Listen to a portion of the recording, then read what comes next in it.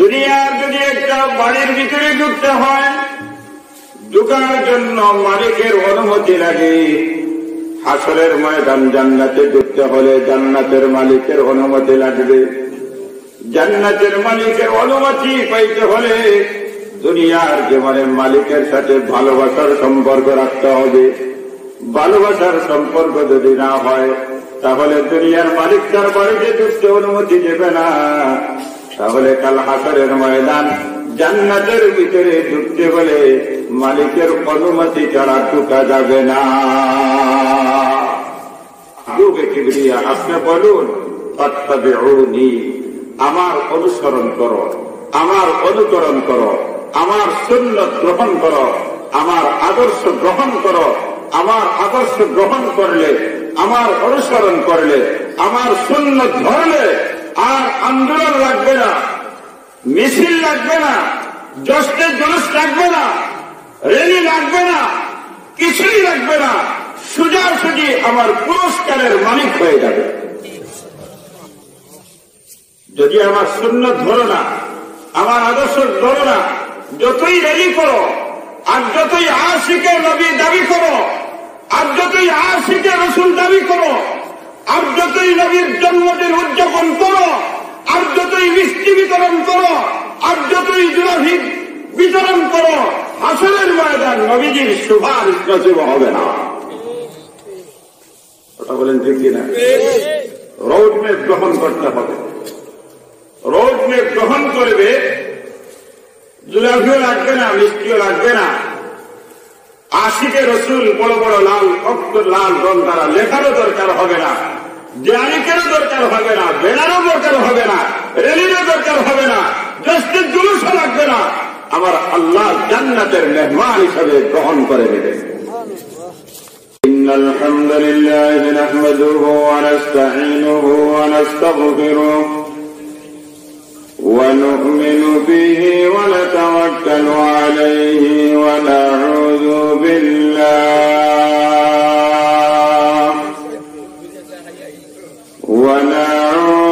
বিল্লাহি মিন শুরুরি আনফুসিনা ওয়া মিন সাইয়্যাতি আ'মালিনা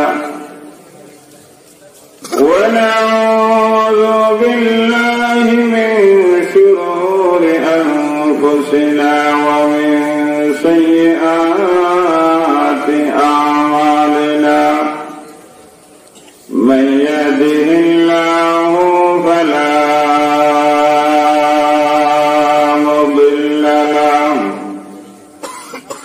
ওয়া মান ইউদ্লিলহু ফালা হাদিয়া লাহু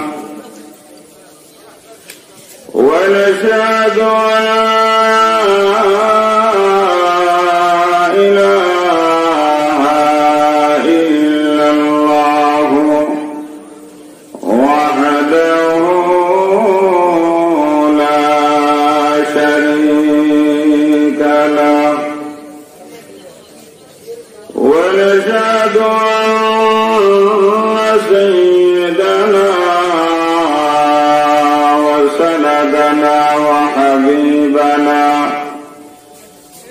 وحبيب ربنا وطبيبنا وطبيب قلوبنا وأولانا ومولانا محمدا عبد الله ورسوله صلى الله تعالى عليه وعلى آله وأصحابه وبارك وسلم تسليما كثيرا كثيرا. أما بعد فأعوذ بالله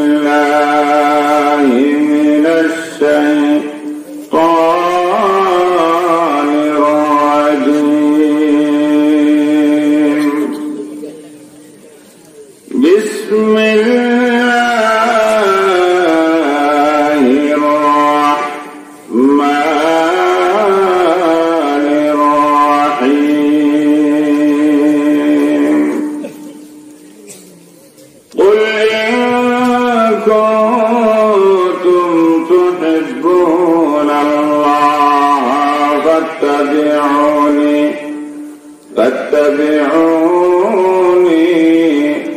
يحببكم الله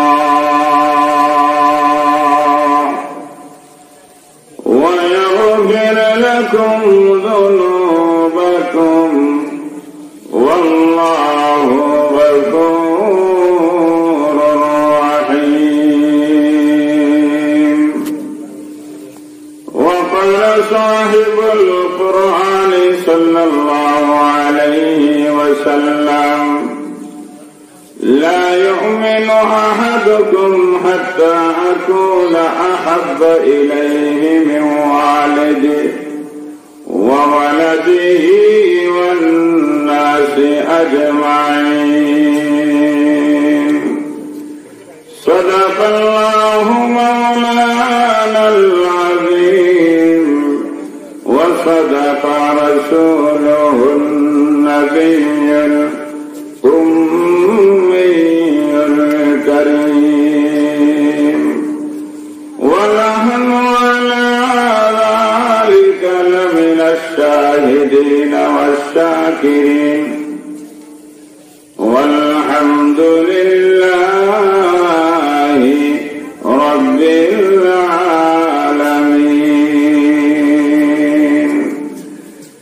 সবাই মহব্বতে জবান খুলে নবীর শানে দুরূদ শরীফ পড়ি। সাল্লাল্লাহু আলা সাইয়্যিদিনা ওয়া মাওলানা মুহাম্মদ ওয়া আলা আলিহি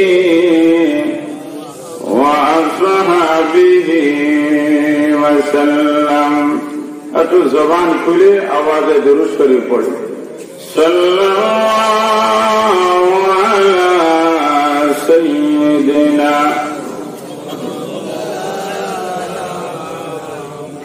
ওয়া আলা আলিহি ওয়া আসহাবিহি ওয়া সাল্লাম।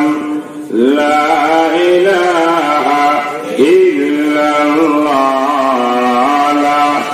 জুরে জুরে লা ইলাহা ইল্লাল্লাহ। লা ইলাহা ইল্লাল্লাহ।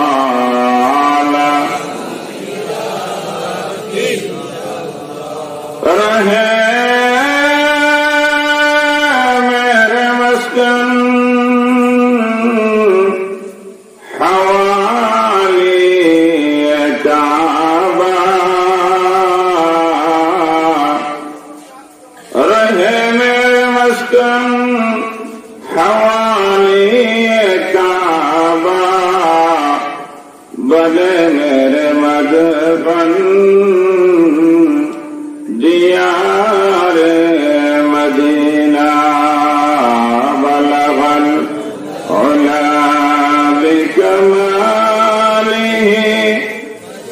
كشف الدجى بجماله حسنت جميع خصاله صلوا عليه وآله اللهم صل وسلم وبارك عليه.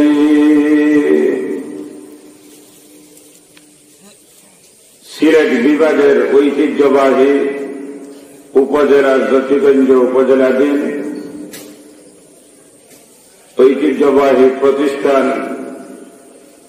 জামিয়া ইসলামিয়া ফয়েজে আম মুন্সিবাজার কর্তৃক আয়োজিত আজকের বার্ষিক এনআমি জলসার চলমান অধিবেশনের জনাব সদরে মুহতারাম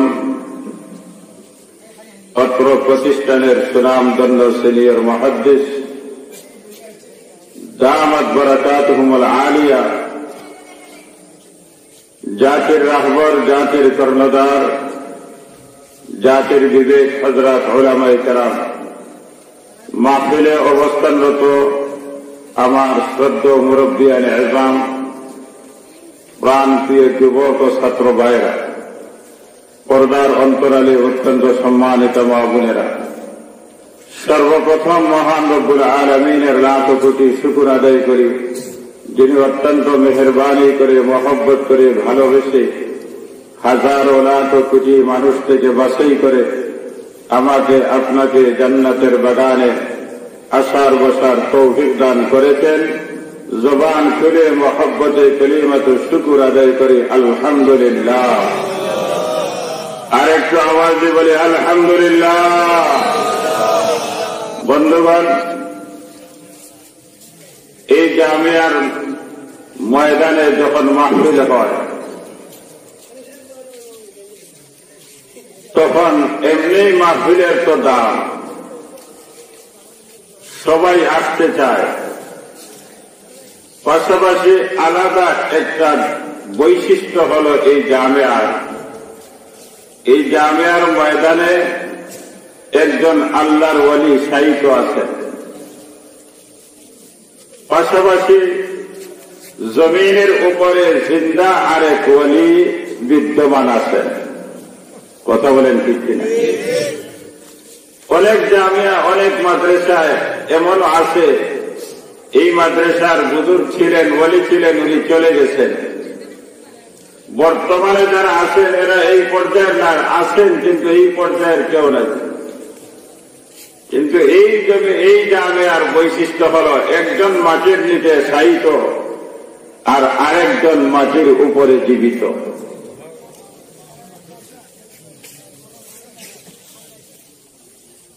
যিনি মাটির নিচে শায়িত ওনার জিয়ারতের মাধ্যমে, আর যিনি জীবিত ওনার সান্নিধ্য গ্রহণের মাধ্যমে মাহফিলের উপস্থিতিটা যেমন ডবল নয় বরং 3বার ডবল হয়ে যায়। মাহফিলেরও সব পাইলাম, পাশাপাশি শেখ মামরহানি রহমতুল্লাহ আলাইহির জিয়ারতের মাধ্যমে সওয়াব অর্জন করলাম। 3 নম্বরে জীবিত মুহাদ্দিস হুজুরের সান্নিধ্য গ্রহণ করে ধন্য হলাম। কথা বলেন ঠিক কিনা? এজন্য আমরা দোয়া করি আল্লাহ যেন এই জামিয়ার যত আসাতেদাই কারাম, বিশেষ করে মুহাদ্দিস হুজুর এবং আইরি হুজুর সহ সবাইকে যেন আল্লাহ দীর্ঘ জীবন সুস্থতার মাধ্যমে দান করেন। মহব্বতে বলেন আমিন। এখানে তো আমরা আসি ওয়াজের জন্য না, এখানে কিছু দোয়া নিবার জন্য। মাটির নিচে শায়িত ওয়ালির কিছু রোহানি দোয়া নেওয়ার জন্য, আর জীবিত ওয়ালির কিছু দোয়া নেওয়ার জন্য। এটাই হলো আমাদের জীবনের মূল পুঁজি। এজন্য মালিকের দরবারে আবার কালিমাতু শুকর আদায় করি আলহামদুলিল্লাহ। আমি মহাগ্রন্থ আল কোরআন থেকে একখানা আয়াত তিলাওয়াত করেছি। বিশ্বনবী মুহাম্মদুর রাসূলুল্লাহ সাল্লাল্লাহু আলাইহি ওয়াসাল্লামের লক্ষ লক্ষ হাদিসের ভান্ডার থেকে ছোট্ট একখানা হাদিস তিলাওয়াত করেছি। তিলাওয়াতকৃত আয়াত এবং নবীজির বাণী সামনে রেখে নবীজির ভালোবাসা সম্পর্কে কিছু আলোচনা করব ইনশাআল্লাহ। প্রথমে যে আয়াত আমি তিলাওয়াত করেছি, এই আয়াতের মধ্যে আরশের মালিক আল্লাহ ঘোষণা দেন কুল। নবীজিকে সম্বোধন করে আল্লাহ ঘোষণা দিলেন, বলুন মাহবুবে কিবরিয়া ইন কুনতুম তুহিব্বুনাল্লাহ, যদি তোমরা আল্লাহর সাথে ভালোবাসার সম্পর্ক স্থাপন করতে চাও, আল্লাহর সাথে মহব্বতের সম্পর্ক স্থাপন করতে চাও, আল্লাহর প্রিয় বান্দাবান্দি হতে চাও, তাহলে আমি একটা রোডম্যাপ তোমাদের সামনে দিলাম, একটা নকশা তোমাদের সামনে দিলাম। এই নকশা তোমরা গ্রহণ করবে। এই রোডম্যাপ মতো তোমাদের ব্যক্তি জীবন, পারিবারিক জীবন, সামাজিক জীবন, রাষ্ট্রীয় জীবন, আন্তর্জাতিক জীবন, তোমাদের 24 ঘন্টার কার্যক্রম এই রোডম্যাপ অনুযায়ী পরিচালনা করবে। দেরি হবে না, সাথে সাথে আমি আল্লাহ 2টা পুরস্কার তোমাদেরকে দান করব। বড় আস্তে সুবহানাল্লাহ বললেন, আরো আস্তে বলেন, আরো আস্তে বলেন। ওমা উল্টা সাবি করে দেখা যায়। জোরে জোরে বলার ইচ্ছা আছে তো? সত্যি ইচ্ছা আছে? তাহলে কি পরিমাণ শক্তি আছে? যত শক্তি আছে সবগুলি উজাড় করে আল্লাহর পবিত্রতা বর্ণনা করি। সুবহানাল্লাহ। আল্লাহর প্রশংসা বর্ণনা করি আলহামদুলিল্লাহ। আল্লাহর বড়ত্বই বর্ণনা করি আল্লাহু আকবার, আল্লাহু আকবার। এইভাবে বলতে হবে। আর এই বলার মাধ্যমে ক্ষতি নয়। যতবার সুবহানাল্লাহ বলবেন ততবার লাভ, যতবার আলহামদুলিল্লাহ বলবেন ততবার লাভ, যতবার আল্লাহু আকবার বলবেন ততবার লাভ। ক্ষতির কোন সম্ভাবনাই নেই। আরশের মালিক আল্লাহ ঘোষণা দেন, মাহবুবে কিবরিয়া জিগর গোসাই আমিনা মুহাম্মাদুর রাসূলুল্লাহ সাল্লাল্লাহু আলাইহি ওয়াসাল্লাম, আপনি বলুন দুনিয়ার মানুষ যদি আমি মালিকের সাথে মহব্বতের সম্পর্ক স্থাপন করতে চায়, রোডম্যাপ দিলাম, নকশা দিলাম, আপনার অনুসরণ করবে, আপনার আদর্শ গ্রহণ করবে। আমি আল্লাহর সাথে সাথে 2টা পুরস্কার ঘোষণা দিলাম। একটা পুরস্কার আমি আমার বান্দা বান্দীকে ওলিদের খাতায় নাম লিখে দিব। 2 নম্বর পুরস্কার আমি আল্লাহ তাদের সমস্ত গুনাহগুলি মাফ করে দিব। দুনিয়ার এমন কোন মানুষ আছে যে আল্লাহর ভালোবাসা চায় না? বলুন, এমন কোন মানুষ আছে? সবাই চায় মালিকের ভালোবাসা। পৃথিবীর মধ্যে যত বর্ণের মানুষ হোক আর যত ধর্মের মানুষ হোক, যে কোন ধর্ম অনুসরণ করো তার ধর্মের মাধ্যমে মালিকের ভালোবাসা চায়। একটা হিন্দু দেবদেবতার সামনে পূজা করে, ওই পূজার মাধ্যমে সে মালিকের ভালোবাসা চায়। একটা খ্রিস্টান তার ধর্মের মাধ্যমে মালিকের ভালোবাসা চায়। একটা ইহুদি সে তার ধর্মের মাধ্যমে মালিকের ভালোবাসা চায়। একটা বৌদ্ধ তার ধর্মের মাধ্যমে মালিকের ভালোবাসা চায়। একজন মুসলমান তার ধর্মের মাধ্যমে মালিকের ভালোবাসা চায়। পৃথিবীতে একটা দল আছে যারা মালিকের ভালোবাসা তো দূরের কথা, মালিককেই তো মানে না। নাউজুবিল্লাহ বলবেন না? এরা হলো নাস্তিক। এরা নাস্তিকবাদ। তারা আল্লাহ বিশ্বাস করে না। যদি প্রশ্ন করেন তুমি কোথায় থেকে আসলে, যদি তোমার সৃষ্টিকর্তা আল্লাহ যদি না থাকে, তোমার জন্ম কেমনে হইল, তুমি কেমনে আসলে? তখন তার জবাব যে আমরা তো এসেছি বানর থেকে, বানরের লেজ ছিল মাটিতে বসাই বসাইয়া লেজ পড়ে গেছে, আমরা মানুষ হয়ে গেছি। নাউজুবিল্লাহ বলতে না? তাহলে বোঝা গেল এরা মানুষের বাচ্চা না, এরা কার বাচ্চা? বানরের বাচ্চা। এরা মানুষের বাচ্চা না, এরা বানরের বাচ্চা।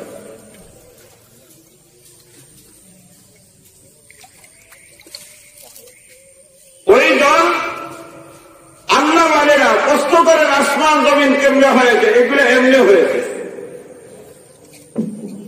ওই জামাত ছাড়া পৃথিবীতে কোন ধর্ম নাই, কোন বর্ণ নাই। যারাই যে কোনো ধর্মের অনুসারী হোক, সবাই কিন্তু আরশের মালিকের ভালোবাসা চায়। চাওয়ার পদ্ধতি ভিন্ন হতে পারে, চাওয়ার পদ্ধতি ভুল পথে হতে পারে, চাওয়ার পদ্ধতি সঠিক পথে হতে পারে, এটা ভিন্ন কথা, কিন্তু সে চায় মালিকের ভালোবাসা। কেন? তার কারণ হল সবাই জানে, ইয়াকিন আর বিশ্বাস, একদিন এই পৃথিবী ছাড়তে হবে। কথা বলেন ঠিক কিনা? এই পৃথিবী ছাড়তে হবে, মৃত্যু নিশ্চিত, মরতে হবে। যারা আল্লাহ মানে না, নাস্তিক, তারাও কিন্তু মৃত্যুকে স্বীকার করে। মরতে হবে। মৃত্যুর পরে যে জীবন আসবে, ওই জীবনে দুইটা জায়গা, একটা হলো জান্নাত, আরেকটা হলো জাহান্নাম। এখন জান্নাতে ঢুকতে হলে জান্নাতের মালিকের সাথে ভালোবাসার সম্পর্ক রাখতে হবে। কারণ আমার বাড়িতে যদি কেউ ঢুকতে চায়, আসতে চায়, তাহলে আমার সাথে সম্পর্ক রাখতে হবে। কথা বলেন ঠিক কিনা? অথচ এই বাড়ির মালিক আমি কয়েক বছর, কিছুদিন আগে এই বাড়ির মালিক আমি ছিলাম না, কিছুদিন পরে আমি এই বাড়ির মালিক থাকবো না। এই সাময়িক মালিকানার বাড়িতে আসতে হলে আমার অনুমতি লাগে, আমার সাথে যোগাযোগ রাখতে হয়। যোগাযোগবিহীন, সম্পর্কবিহীন যদি আমার বাড়িতে কেউ ঢুকে, হয়তো হবে চোর, নয়তো হবে টাকা। কথা বলেন ঠিক কিনা? দুনিয়ার যদি একটা বাড়ির ভিতরে ঢুকতে হয়, ঢুকার জন্য মালিকের অনুমতি লাগে। হাসরের ময়দান জান্নাতে ঢুকতে হলে জান্নাতের মালিকের অনুমতি লাগবে। জান্নাতের মালিকের অনুমতি পাইতে হলে দুনিয়ার জীবনের মালিকের সাথে ভালোবাসার সম্পর্ক রাখতে হবে। ভালোবাসার সম্পর্ক যদি না হয়, তাহলে দুনিয়ার মালিক তার বাড়িতে ঢুকতে অনুমতি দেবে না। তাহলে কাল হাসরের ময়দান জান্নাতের ভিতরে ঢুকতে হলে মালিকের অনুমতি ছাড়া ঢুকা যাবে না। সবাই চায় মালিকের সাথে ভালোবাসা। এখন আল্লাহ বলেন, তোমরা যদি আমার সাথে সম্পর্ক রাখতে চাও, আমি সংক্ষিপ্ত ভাবে একটা রোড ম্যাপ দিলাম, নকশা দিলাম। নকশাটা কি? মাহবুবে কিবরিয়া, আপনি বলুন ফাত্তাবিউনি, আমার অনুসরণ করো, আমার অনুকরণ করো, আমার সুন্নাত গ্রহণ করো, আমার আদর্শ গ্রহণ করো। আমার আদর্শ গ্রহণ করলে আমার অনুসরণ। আর আন্দোলন লাগবে না, মিছিল লাগবে না, জশ্নের জলস লাগবে না, র্যালি লাগবে না, কিছুই লাগবে না। সোজাসুজি আমার পুরস্কারের মালিক হয়ে যাবে। যদি আমার সুন্নাত ধরো না, আমার আদর্শ ধরো না, যতই র্যালি করো, আর যতই আশিকে নবী দাবি করো, আর যতই আশিকে রসুল দাবি করো, আর যতই নবীর জন্মদিন উদযাপন করো, আর যতই মিষ্টি বিতরণ করো, আর যতই জুলাফি বিতরণ করো, হাসরের ময়দান নবীজির সুপারিশ নসিব হবে না। কথা বলেন ঠিক কিনা? রোড ম্যাপ গ্রহণ করতে হবে। রোড ম্যাপ গ্রহণ করবে, জুলাফিও লাগবে না, মিষ্টিও লাগবে না। আশিকে রসুল বড় বড় লাল অক্ষর, লাল রং দ্বারা লেখারও দরকার হবে না, দেয়ালিকেরও দরকার হবে না, ব্যানারও দরকার হবে না, রেলিরও দরকার হবে না, জশ্নের জুলুসও লাগবে না। আমার আল্লাহ জান্নাতের মেহমান হিসাবে গ্রহণ করে দেবে।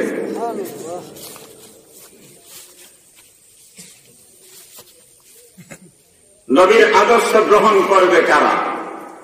নবীর সুন্নাত গ্রহণ করবে কারা? যাদের কলিজার ভিতরে থাকবে নবীজির ভালোবাসা, যাদের অন্তরে নবীজির মহব্বত থাকবে, তারাই নবীজির সুন্নাত গ্রহণ করতে পারবে।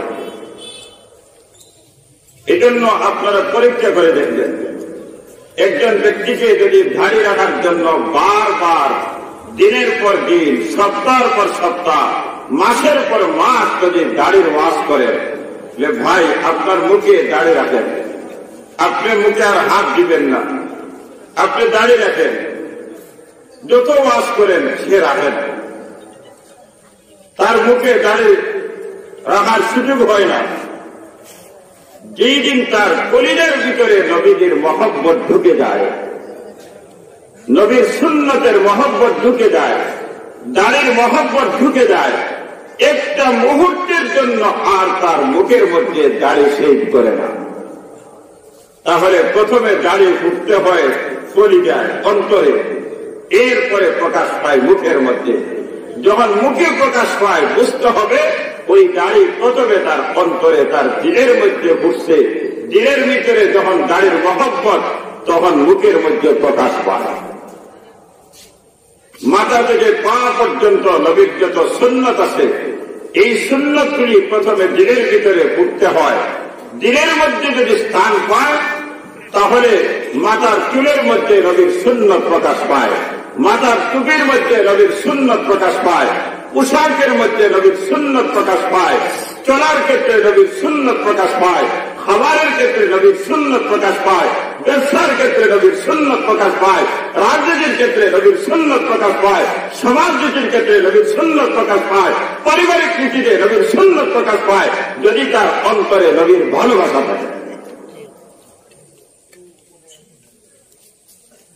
এখন আপনি বললেন আমার দিলের ভিতরে 100 ভাগের 100 ভাগ নবীর ভালোবাসা আছে, কিন্তু বাস্তব জীবনে আমার নবীর কোন সুন্নত নাই।